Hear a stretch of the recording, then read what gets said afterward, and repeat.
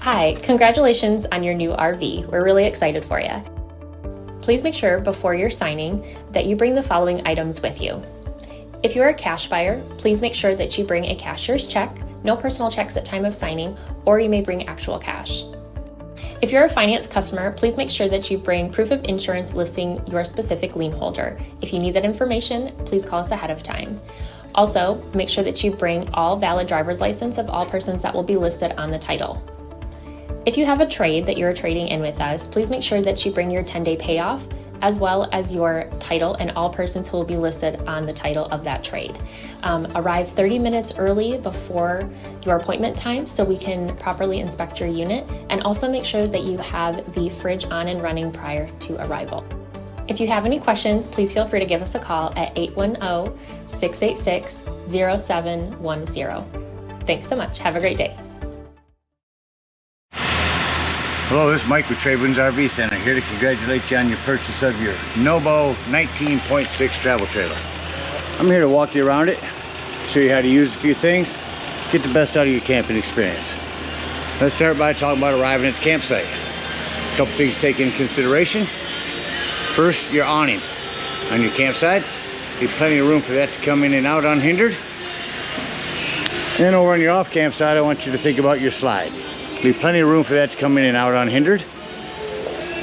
And I want you to think about where your power and water connections are going to be. Your power is going to be all the way at the rear of the unit, on your off camp side or your driver's side of your tow vehicle, and your water connection will be toward the front. So park accordingly so you can utilize the facilities at the campsite. Once you arrive, first thing we're going to do is level your unit. We have a power tongue jack here on the front. Simply down for down, up for up. You do have a manual override under this rubber stopper here for that hand crank to work on if you don't have power.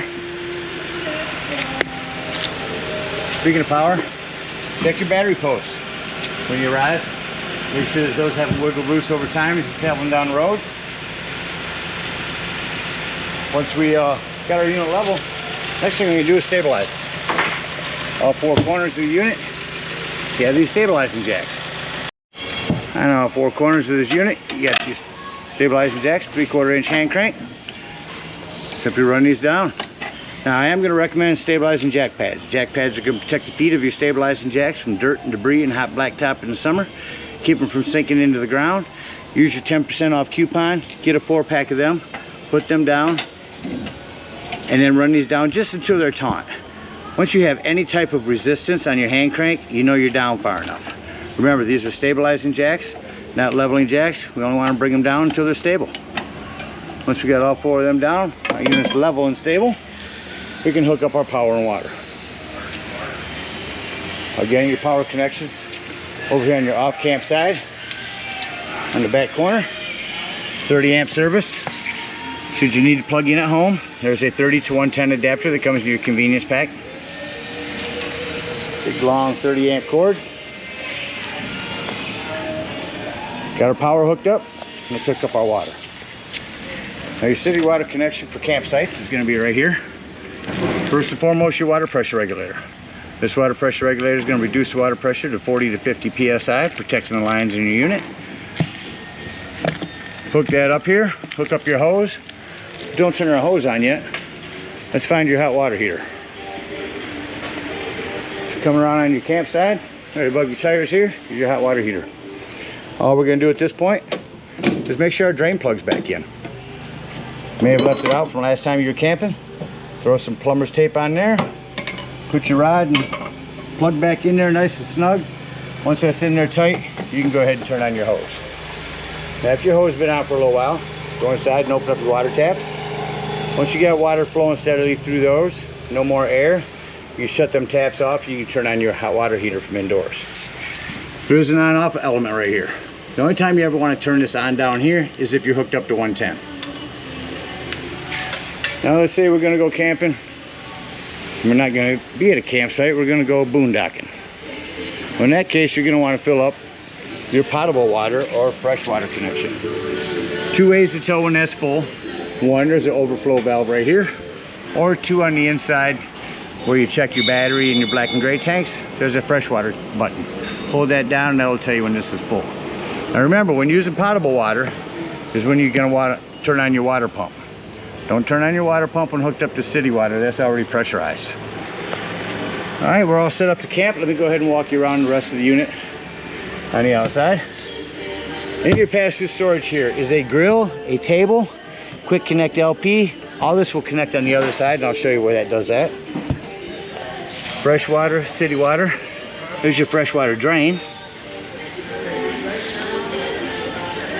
Coming to the rear of your off-camp side will be your galley and wastewater holding tank. There's where we'll dump those at.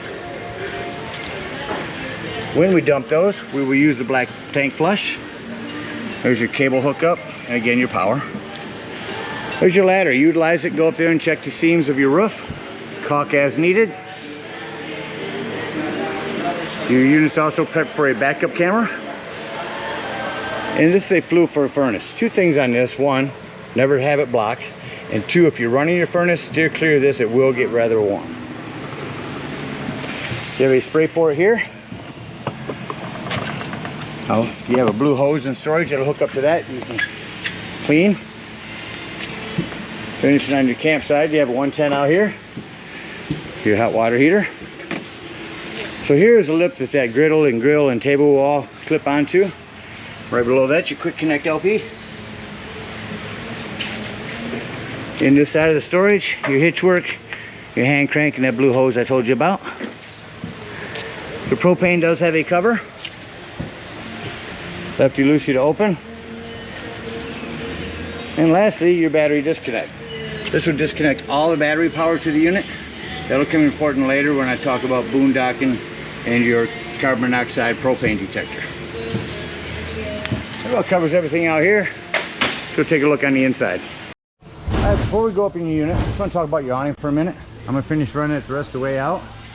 So if your picnic table is down there, it starts to rain. If you have these pitch adjusts, simply pull down on that. That will tilt your awning this way and will run all your rainwater down this way away from your camp area.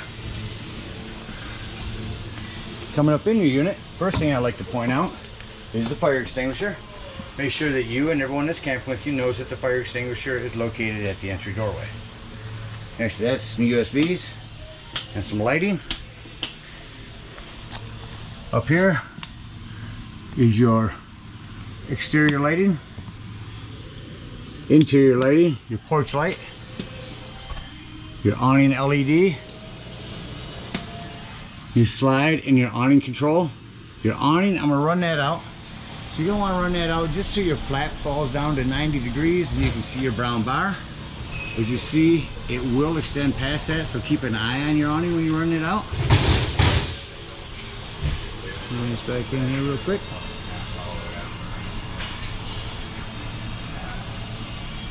Shut off our bright porch light there.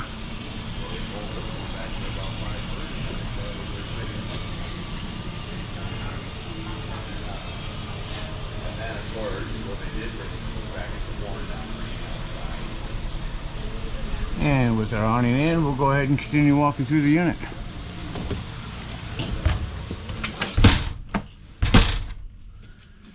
Continuing around to your right, you have a light and a fan above your cooktop.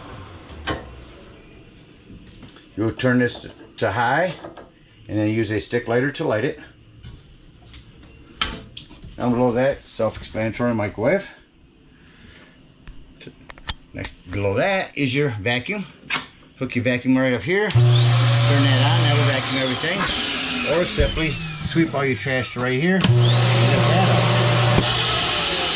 Vacuum system. 110. There's your Bluetooth speaker that comes with the system. Turn on your TV here. On that mansion. If you see that little red light back in here, there's a little button to push to make sure that that is on. Toilet paper, what it does, it's a digital channel enhancer. It allows you to pick up more channels when you scan your channels. Coming into the living room here, there's your 110 with GFCI reset. A couple of USB ports, some lighting for your storage here. That's your inverter. Another 110 USBs here. Show you quickly how to set up your bed. So the front will jackknife down. And we'll simply come here, lay this down,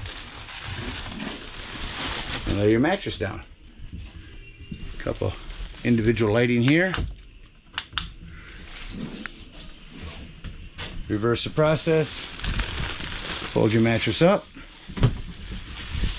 Fold this piece up. Lock it in. And jackknife. Lift the front and then pull forward from the back. I'll set that back down for you. You do have a table. We have it secured for travel. Unhook that table and set it in front of your sofa here. Turn around your unit. Another 110 there as well as there. Come into your fridge. North cold fridge. We will hold this on for a couple seconds. I'll turn this on. Now whatever's white is what it's controlling. So right now we're on the freezer. You want to keep that at 5. Fridge, set that at 3. If you do want to change it, you just change it here. And then there's a night mode. This night mode tells the fridge, hey, I'm not going to be opening and closing you a lot. Go ahead and save me some power. And it does so. Your thermostat is right here next to the fridge. We will turn on your AC.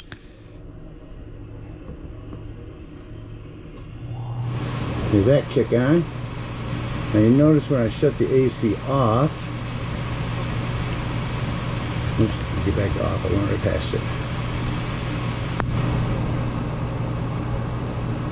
Your AC fan will shut off quickly, but now when I go and I turn it on heat,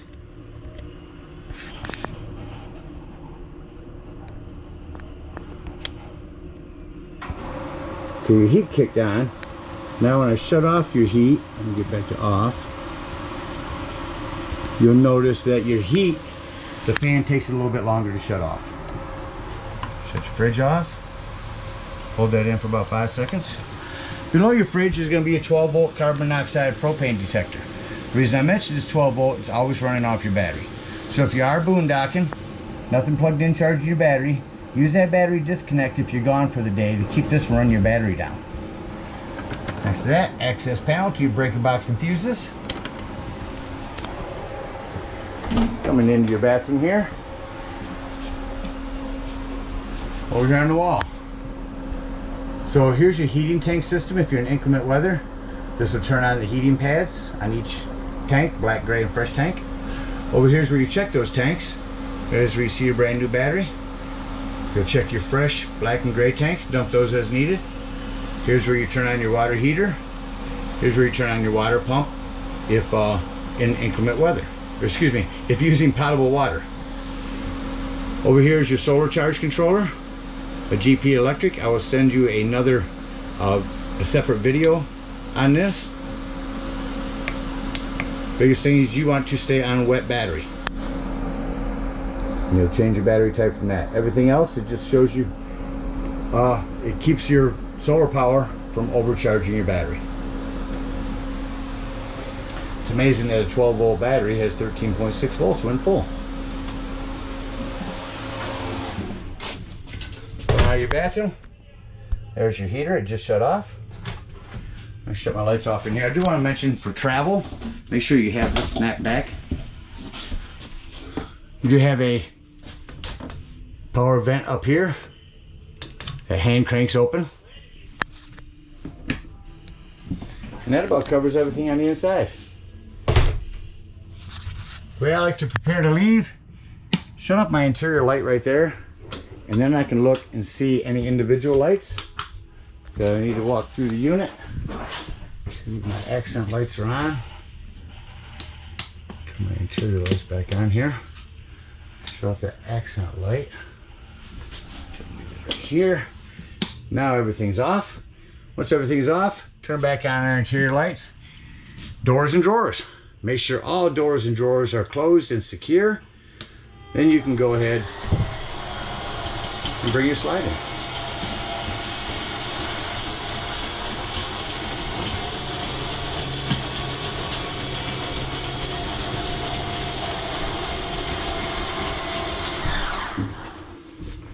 I'm going to take all your Bluetooth speakers and all of this and put it up here with your paperwork, so you'll know where all of that is at. Shut off our light and exit the unit. And as you do come out, you want to make sure your exterior door is all the way open before lifting your steps, otherwise this will catch on it. Set it inside, pull this back and lock that in. Lock and deadbolt your door. Lift and turn your handle. At this point, we're going to unhook our water, cable, and power. Yeah, get up underneath here.